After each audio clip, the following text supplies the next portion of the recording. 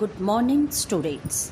Today we are going to start our history chapter number 3, Life in the Rural Areas.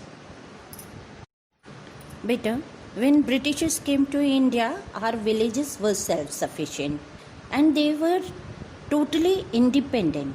Whatever they produce, they fulfill their all the needs with that only. Or we can say that all the needs of the villagers were satisfied with the produce in the village itself. Farmers were the owner of the land which they cultivate and they cannot be evicted from that.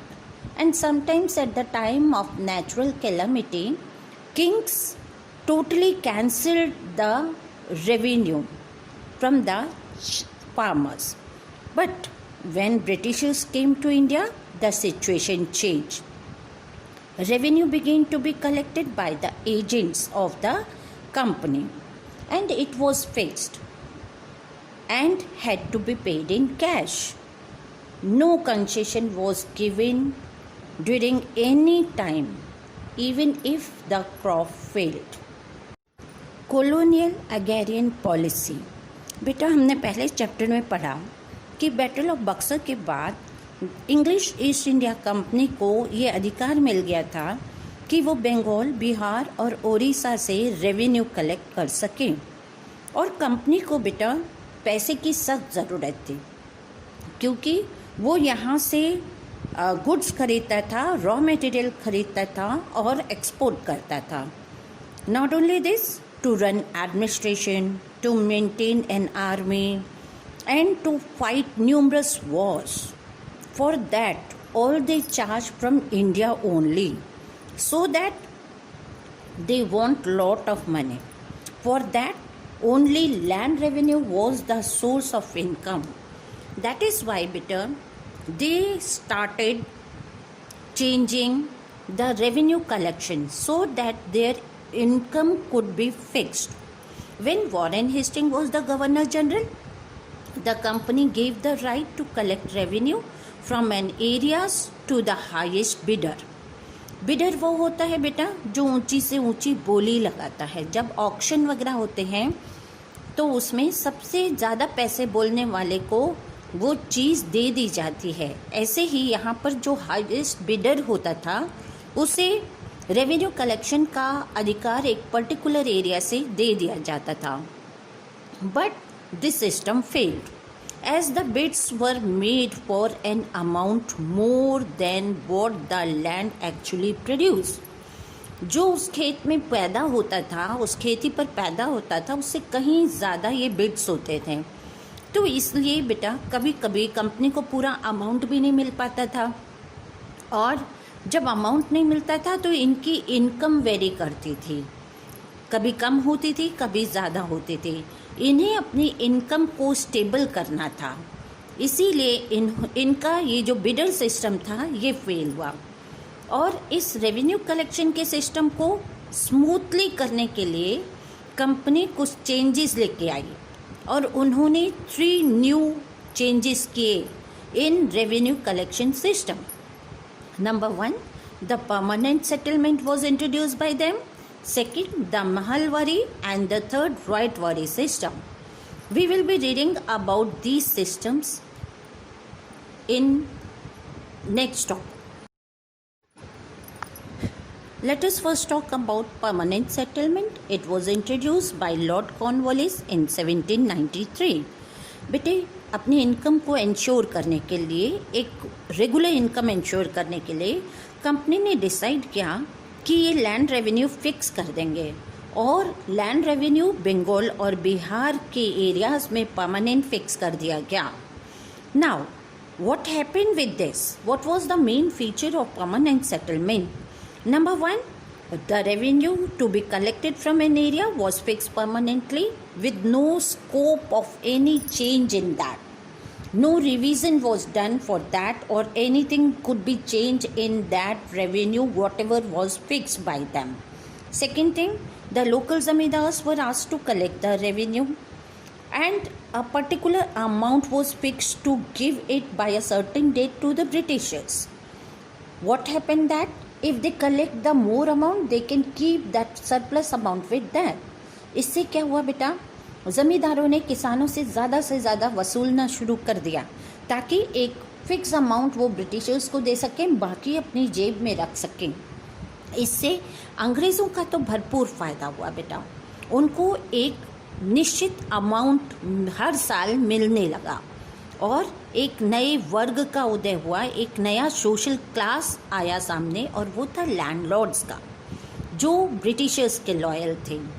यही नहीं बेटा, अंग्रेज़ों का फ़ायदा हुआ, पर हमारे किसानों ने क्या क्या सफ़र किया बेटा। इस सिस्टम में किसानों ने बहुत कुछ सफ़र किया और उनको बहुत तकलीफ़ में डाल दिया गया इस सिस्टम के द्वारा, क्योंकि बहुत हाई रेवेन्यू उन्हें पे करना पड़ता था और वो उससे बच नहीं सकते थे। अगर वो कुछ रेवेन्यू नहीं दे पाते हैं तो उनको ज़मीन से बेदखल कर दिया जाता था, उनकी ज़मीन से। The zamindars were not interested in investing money to improve the agriculture और the productivity, so regular production was declining, कम होने लगा प्रोडक्शन, और रेवेन्यू डिमांड रेगुलर बढ़ने लगी। इसकी वजह से बेटा किसान मजबूर हो गया, कभी पैसे उधार लेकर अपना काम चलाता था और कभी उसे उसकी लैंड से बेदखल कर दिया जाता था। इसी से बेटा एक नया ग्रुप सामने आया था, वो था मनी लैंडर्स का। एक बार किसान ने अगर पैसा ले लिया तो वो जीवन भर क्या, पीढ़ी दर पीढ़ी उस पैसे को चुकाता ही रह जाता था, लेकिन ब्याज ही दे पाता था, मूल की तो नौबत आती ही नहीं थी। Next comes Mahalwari system. बेटा माहलवारी सिस्टम का मतलब है कि वो जगह जहाँ पर लैंड कुछ कॉमन विलेजर्स के अंडर थी। That means in these areas land was commonly owned by a group of villages, these called mahals. Now come to the thing, Mahalwari system was introduced in the present day western Uttar Pradesh, parts of Madhya Pradesh and Punjab। बेटा इसमें इस system में revenue collect करने का charge village के headman को दिया गया था। And not only this, the revenue demand was not fixed permanently and it could be revised periodically. So this was Mahalwari system. Beta, Mahalwari system was introduced by Holt Mackenzie. Now come to the Rights system. The Rights system was introduced by Thomas Munro. Beta, it was introduced in the part of Madras and Bombay presidencies. इसके under बेटा जो revenue settlement था वो directly rights के साथ होता था। Rights means pheasant, और इसमें बेटा पीसेंट को ही लैंड का ओनर समझा जाता था।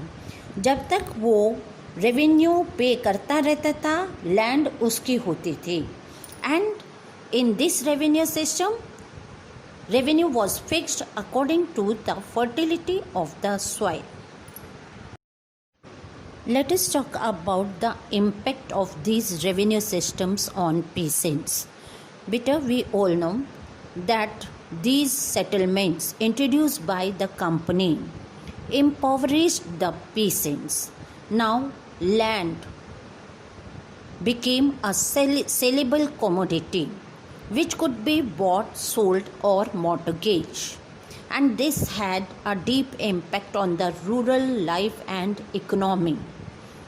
Better, during British rule, most peasants survive on very small incomes. Company revenue demand, failure of crop, and costly social customs such as marriage and festivals often forced the peasant either to sell the part of the land or to borrow money from the moneylender. बेटा हम सब जानते हैं किसान अपनी ज़मीन को माँ समझते थे और वो अपनी माँ को बेचने से बेटर उधार लेना ज़्यादा प्रेफर करते थे, तो उनके पास इसके अलावा कोई ऑप्शन भी नहीं बचा था। मनी लैंडर्स ज़मीन को मॉर्टगेज करते थे और वो भी बहुत हाई रेट ऑफ इंटरेस्ट पे। मॉर्टगेज मतलब गिरवी रखना, और अगर पीसेंट वो इंटरेस्ट नहीं देता था तो ज़मीन ऑटोमेटिकली मनी लैंडर्स के पास चली जाती थी।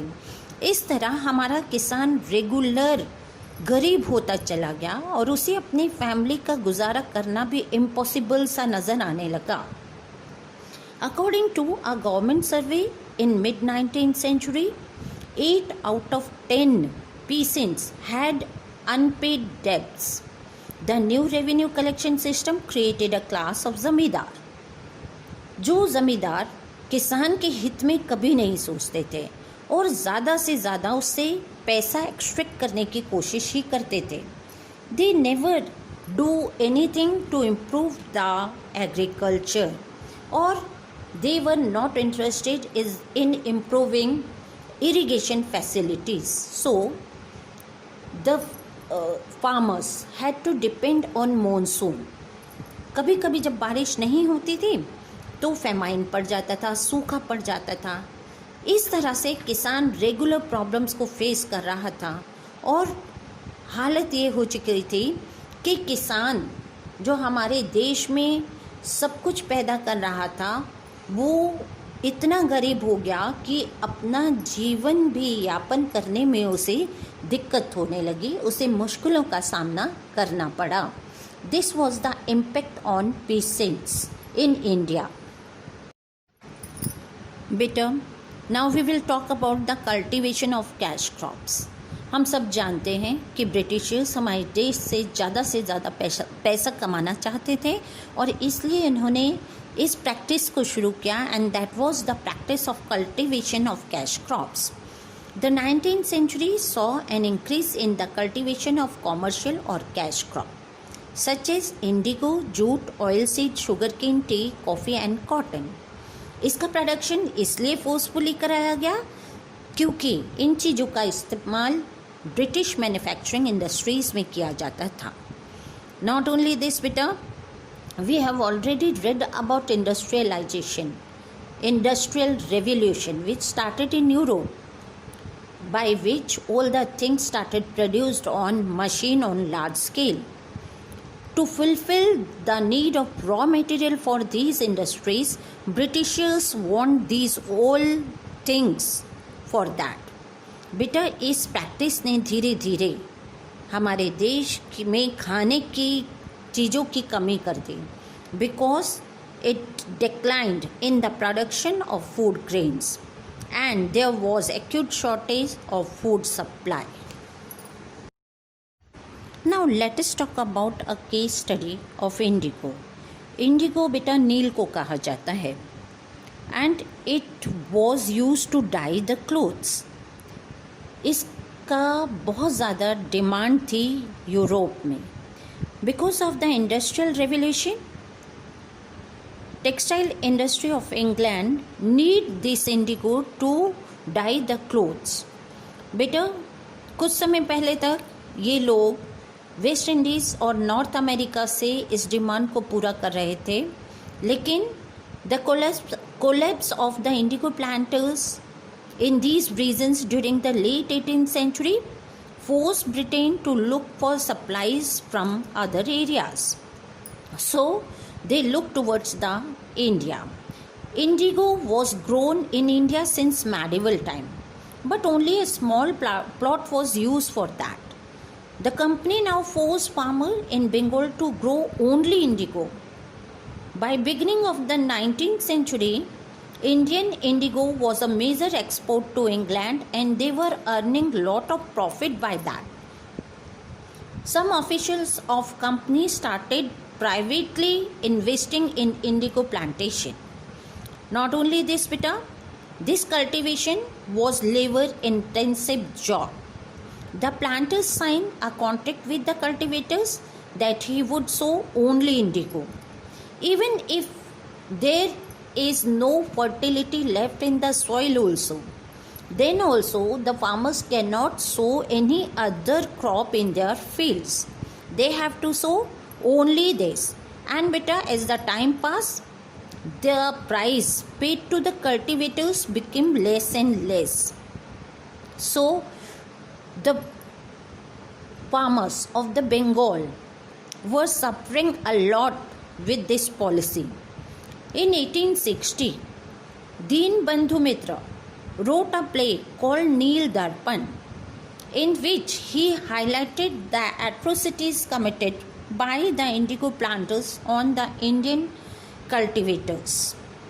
The indigo cultivator was not only free to sow other crop bitter, even when the fertility of the soil is exhausted. There came a time when he had no option but to revolt. So, this policy resulted in the revolt. Let us talk about that rebel. Let us talk about Indigo Rebellion. With the Indigo Rebellion of 1859 to 16 in Bengal was a powerful peasant protest against the cash crop growing or forcefully growing of indigo. Now, it was a program of non-cooperation with the planters. Thousands of peasants refused to sow indigo in their fields. Not only this bitter, the cultivators attacked the indigo factories. The agent or the gomathas of the planters were beaten up in many places. The peasant also socially boycotted Indian servant working in European owned plantation. Not only this, women also participated in this. At some places, the local zamindars also joined the peasants. This widespread nature of the rebel forced the government to act immediately, and the Indigo Commission was set up to look into the system of indigo production and suggest some changes. Now, Bengal stopped being hub of indigo cultivation. The planters shifted their base to Bihar. But bitter exploitation of the indigo cultivators, however, continued. This is all in the chapter in which we have read that how peasants was affected by the British policies.